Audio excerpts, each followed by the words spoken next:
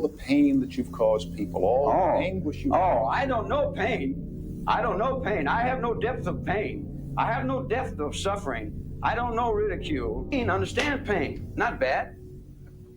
Pain's not bad. It's good. He never pulled a trigger, never held a knife. Yet Charles Manson orchestrated the murders that ended the 1960s and traumatized America forever. This 5'2" drifter turned beautiful young women into stone-cold killers who butchered 7 innocent people across 2 horrific nights in August 1969. But how does a petty criminal with an IQ of 109 convince educated, middle-class followers to commit murder? How does a man who spent more than half his life behind bars before age 35 become the puppet master of America's most shocking crime spree? Manson died in prison after 46 years on death row. But the question that haunts investigators, psychologists, and true crime enthusiasts still lingers. Was he a criminal mastermind who cracked the code of human manipulation? Or simply a small-time con artist who got lucky with broken people at the perfect moment in history? The answer reveals something terrifying about human nature itself. Something that explains why his name still sends chills down spines more than 50 years later. Something that makes his story more relevant today than ever before. August 9, 1969, 10:50, Cielo Drive, Benedict Canyon, Los Angeles. Sharon Tate was 8.5 months pregnant. The 26-year-old actress had everything to live for: a rising Hollywood career, a husband she adored, director Roman Polanski, a baby due in 2 weeks. That night, she was hosting friends at the secluded hillside mansion while Polanski filmed in Europe. By dawn, 5 people lay dead in pools of blood. Sharon Tate, stabbed 16 times. Jay Sebring, celebrity hairstylist, shot and stabbed 7 times. Abigail Folger, coffee heiress, stabbed 28 times as she tried to escape across the lawn. Wojciech Frykowski, Folger's boyfriend, shot twice, struck 13 times with a blunt object, and stabbed 51 times. Stephen Parent, an 18-year-old visitor, shot 4 times as he tried to drive away. The word pig was scrawled in Sharon's blood on the front door. 24 hours later, the killing continued. Leno and Rosemary LaBianca, a middle-aged couple, were butchered in their Los Feliz home. Leno was stabbed 12 times with a bayonet. A carving fork protruded from his stomach. The word war was carved into his flesh. Rosemary suffered 41 stab wounds. The words "Death to Pigs" and "Helter Skelter" were written in their blood on the walls. 7 people dead, 2 crime scenes, 1 twisted mastermind pulling the strings from the shadows. But Charles Manson wasn't even at the crime scenes when the murders happened. He didn't need to be. His followers would do anything for Charlie, even kill. The question that would consume America wasn't just who committed these savage crimes. It was how someone convinced others to commit them. The answer would reveal the darkest corners of human psychology and the terrifying power of manipulation in the wrong hands. November 12, 1934. Cincinnati, Ohio. Kathleen Maddox was 16 years old when she gave birth to Charles Millis Manson. No father's name on the birth certificate, no stable home waiting.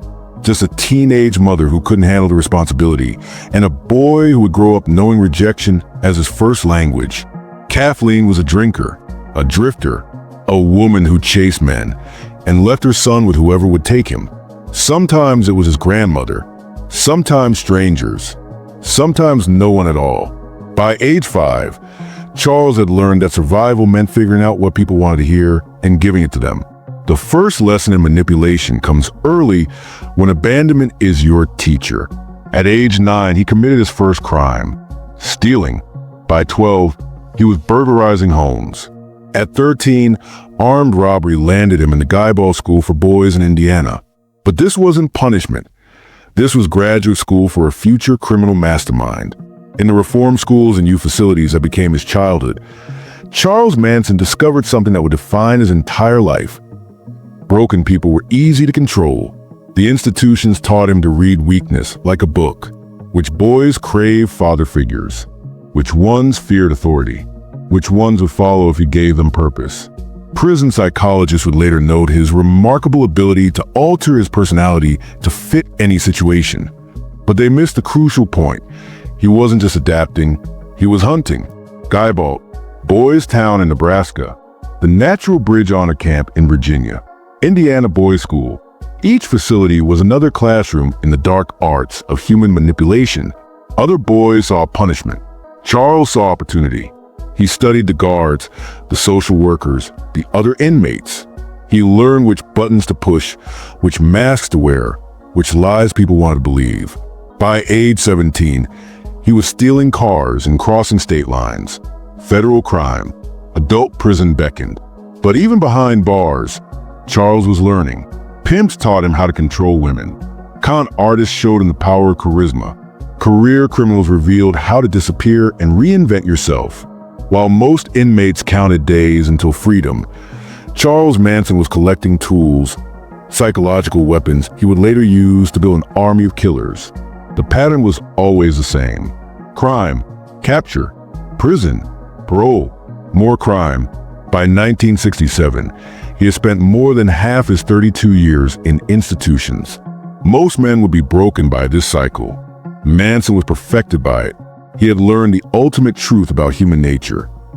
Everyone is looking for someone to follow, someone to blame, someone to save them from themselves. When he walked out of Terminal Island Federal Prison on March 21st, 1967, Charles Manson wasn't just a career criminal. He was a predator who had spent 3 decades learning to identify, isolate, and control his prey. The summer of love was about to begin in San Francisco. Thousands of young people would flock to the city seeking meaning, purpose, belonging. They had no idea what was waiting for them. San Francisco, 1967. The summer of love, flower power, peace signs. Young people rejecting their parents' values and searching for something real, something meaningful, something that would fill the emptiness inside. They gathered in Golden Gate Park with their guitars and dreams, believing they could change the world through love and understanding. Charles Manson saw them coming like a wolf sees sheep. He didn't go to San Francisco to join the hippie movement. He went to harvest it. At 32, he was older than most of the runaways and dropouts who flocked to the Haight-Ashbury district. He had gray in his hair and scars on his soul. But he also had something they lacked. Decades of experience reading people's deepest needs and exploiting them. His first recruit was Mary Brunner, 23 years old, library science graduate student at UC Berkeley. Lonely, isolated, hungry for attention from an older man who seemed to understand her. Manson moved into her apartment and began the process that would define his cult, breaking down her identity and rebuilding around him. Within weeks, Mary Brunner had ceased to exist as an individual. She was becoming the first member of what would be known as the Manson family. Next came Lynette Squeaky Fromm, 18 years old, middle-class background, kicked out of her family home after a fight with her father. Manson found her crying in a park. He sat beside her, listened to her pain, and offered something her own father never had: unconditional acceptance. Squeaky would later say that Charlie saved her life. She never understood that he was actually ending it.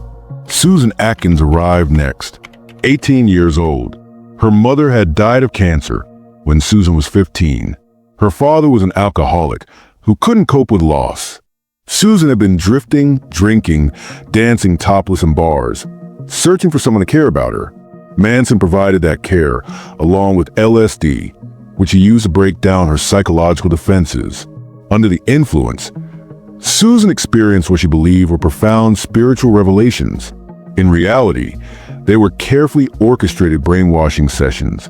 Patricia Krenwinkel joined in 1967, 19 years old, overweight, insecure, a virgin who believed no man could ever want her. Manson seduced her, then convinced her she was beautiful, special, chosen. For the first time in her life, Patricia felt wanted. She would do anything to keep that feeling, including murder. The techniques were always the same: isolation from family and friends, sleep deprivation through late-night rap sessions where Manson would talk for hours about his philosophy, constant use of LSD and other hallucinogens that made his followers question reality, sexual manipulation that broke down normal boundaries. And through it all, the constant message that Charles Manson was more than human. He was Jesus Christ returned to Earth. By late 1967, Manson had collected a dozen followers, all young women, all broken in some fundamental way, all desperate for someone to tell them they mattered. He moved his growing family to Los Angeles, settling at Spahn Ranch, an abandoned movie set in the Santa Monica Mountains. The women who arrived at Spahn Ranch still had names, histories, dreams of their own. By the time Manson was finished with them, they existed only as extensions of his will. At Spahn Ranch, the indoctrination intensified. Manson established himself as the absolute authority on everything. What his followers ate, when they slept, who they had sex with, what they thought, what they believed, every aspect of their lives was controlled. He convinced them that the outside world was corrupt and evil, that only he could protect them from the coming apocalypse. But protection came with a price. Complete surrender of individual identity.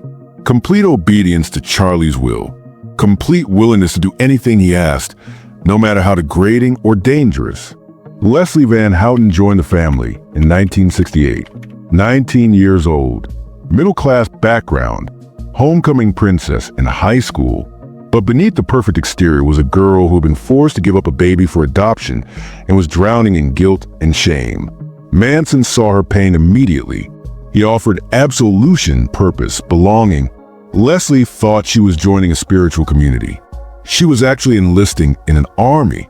The final piece of Manson's psychological control system came through his interpretation of the Beatles' White Album, released in November 1968. Manson convinced his followers that the Beatles were speaking directly to him through their music. Songs like Blackbird, Piggies, and especially Helter Skelter contained coded messages about the coming race war that would destroy civilization. According to Manson's twisted prophecy, Black Americans would rise up and kill all the white people. But after winning the race war, they would be unable to govern themselves and would turn to Manson's family to rule the world. The family would emerge from hiding places in the desert and take control of the earth. There was just one problem with this apocalyptic vision. The race war wasn't starting on its own. Manson decided he needed to give it a push. The murders were never about robbery or personal revenge. They were about sparking helter-skelter. The victims were chosen specifically to maximize fear and confusion. Wealthy white people killed in ways that would be blamed on Black revolutionaries. The perfect match to light the fuse of racial violence that Manson believed would consume America. By the summer of 1969, Charles Manson had spent 2 years turning damaged young people into weapons. Now it was time to aim those weapons at innocent victims and pull the trigger. The Beatles' White Album arrived at Spahn Ranch in November 1968, like a prophecy written in sound. Charles Manson gathered his followers around the record player and played the songs over and over.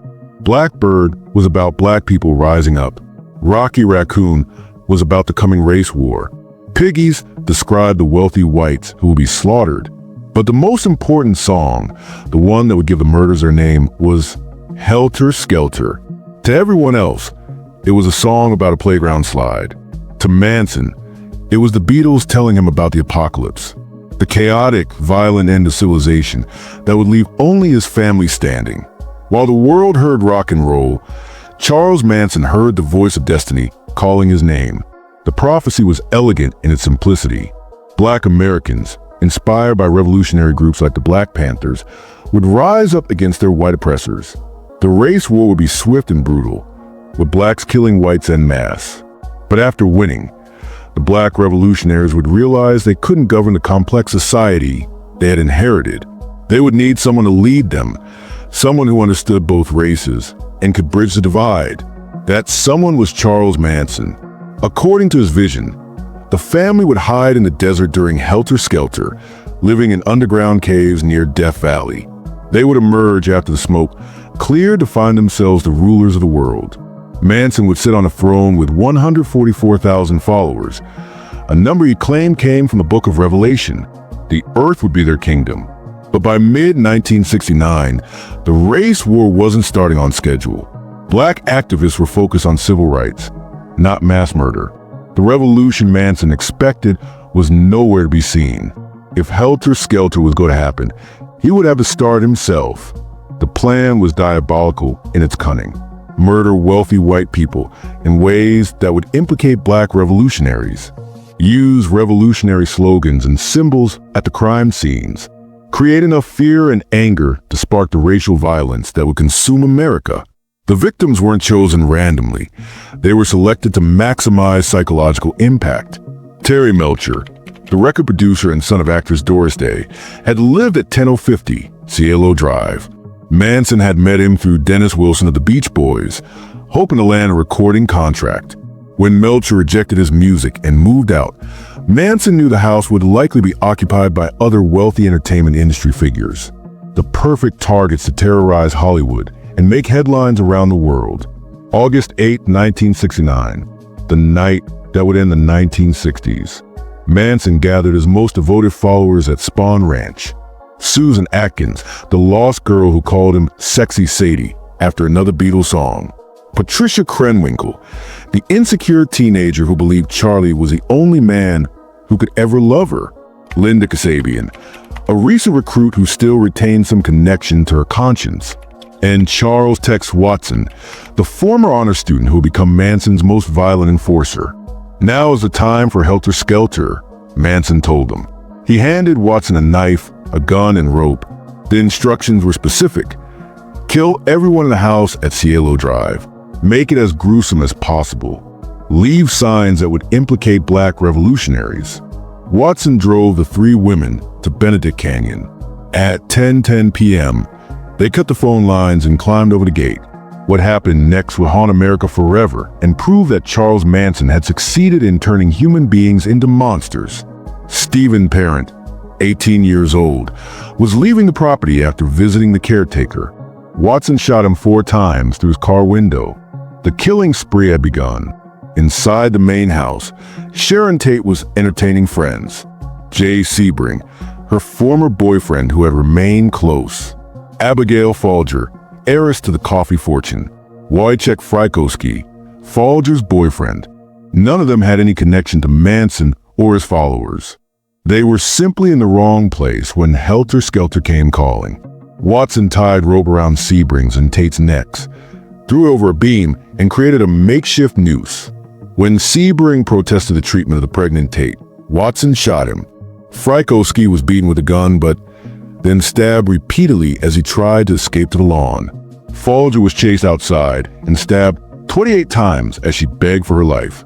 Sharon Tate, 8.5 months pregnant, was stabbed 16 times. Her last words, according to Susan Atkins, were, "Please don't kill my baby." Atkins tasted Tate's blood and used it to write pig on the front door. The next night, August 10th, Manson decided to show his followers how it was done. He drove to the home of Leno and Rosemary LaBianca in the Los Feliz neighborhood, middle-class business owners who had never heard of Charles Manson. Their only crime was being white and successful, perfect symbols of the establishment that needed to be destroyed to start Helter Skelter. Manson entered the house first, tying up the LaBiancas and reassuring them they wouldn't be harmed if they cooperated. Then he left Watson, Krenwinkel, and Van Houten to finish the job. Leno was stabbed 12 times with a bayonet. A carving fork was left protruding from his stomach. The word war was carved into his flesh. Rosemary suffered 41 stab wounds. On the walls, written in the victim's blood, "Death to your pigs, rise," and "Helter Skelter." Atkins had misspelled a crucial word, but the message was clear enough. 7 people dead across 2 nights. The most shocking murders in American history. But Charles Manson had miscalculated. Instead of starting a race war, the killings united the country in horror and revulsion. The age of Aquarius was over, replaced by an age of fear. But for Manson, the murders served a different purpose than he had originally planned. They proved his absolute power over his followers. If he could convince them to commit the most heinous crimes imaginable, he could convince them to do anything. The question now wasn't whether Helter Skelter would come. It was whether Charles Manson would get away with murder. August 9th, 1969. Housekeeper Winifred Chapman stepped into 1050 Cielo Drive and found carnage. 5 bodies, blood everywhere, and the word pig smeared on the door in Sharon Tate's blood. Detectives suspected drugs. Tate's husband was away. Sebring had past connections. Frykowski dealt marijuana. They assumed a drug deal gone bad. They were wrong. The next night, supermarket owner Tate-LaBianca and his wife Rosemary were butchered in their Los Feliz home. Walls screamed death to old pigs and helter-skelter. Yet, police treated the cases separately, their investigation stumbling. The break came through gossip. In jail, Susan Atkins boasted fellow inmates about Tate's pleas, the ropes, the blood. She whispered the motive. "We did it for Charlie." That Charlie was Charles Manson, a petty criminal turned cult leader at Spahn Ranch. On October 12, 1969, police raided the ranch on auto theft charges, arresting Manson and 25 followers. Yet evidence was thin. Astonishingly, Manson nearly walked free until Atkins kept talking. She confessed to cellmates, psychiatrists, anyone impressed by her infamy. Prosecutor Vincent Bugliosi took over. His challenge: prove Manson guilty though he hadn't killed anyone himself. His key witness, Linda Kasabian, had been at both murder scenes but never struck a blow. Given immunity, she described how Manson orchestrated the murders and prepared his followers for helter-skelter, his apocalyptic race war. By December 1969, Manson, Atkins, Patricia Krenwinkel, and Leslie Van Houten were indicted. But Bugliosi knew conviction meant proving something new, that words alone could be weapons of murder. June 1970, Los Angeles Superior Court. The case, People of California versus Charles Manson. From day one, it became theater. Manson carved an X into his forehead, declaring he had X'd himself from society. Within hours, Atkins, Krenwinkel, and Van Houten did the same, proof of his hypnotic grip. Judge Charles Older struggled to maintain order as Manson disrupted proceedings, shouting manifestos, lunging at the bench, and firing lawyers. His followers camped outside, shaving heads and carving symbols into their skin. Their loyalty became live evidence of his control. Prosecutor Bugliosi's task: show that Manson murdered through manipulation. His star witness, Linda Kasabian, described how Manson sent his family out to kill, framing the slaughter as the start of helter-skelter. She recounted Manson personally tying up the LaBiancas before leaving others to finish them, erasing any notion of distance. The defense painted Manson as a scapegoat, a harmless hippie. But witness after witness described his dictatorship at Spahn Ranch. Even the trial itself, with followers obeying his silent commands, revealed the truth. He commanded absolute control. Manson eventually addressed the court himself, rambling about prison, society, and his philosophy. But buried in his words were damning admissions. His belief in helter-skelter, his presence at the LaBianca home, his pride in his followers' acts. On November 15, 1970, after 7 days of deliberation, the jury convicted Manson, Atkins, Krenwinkel, and Van Houten of first-degree murder. In March 1971, all were sentenced to death. The verdict marked the end of the 1960s dream, proof that the deadliest weapon was not a gun or knife, but a twisted mind.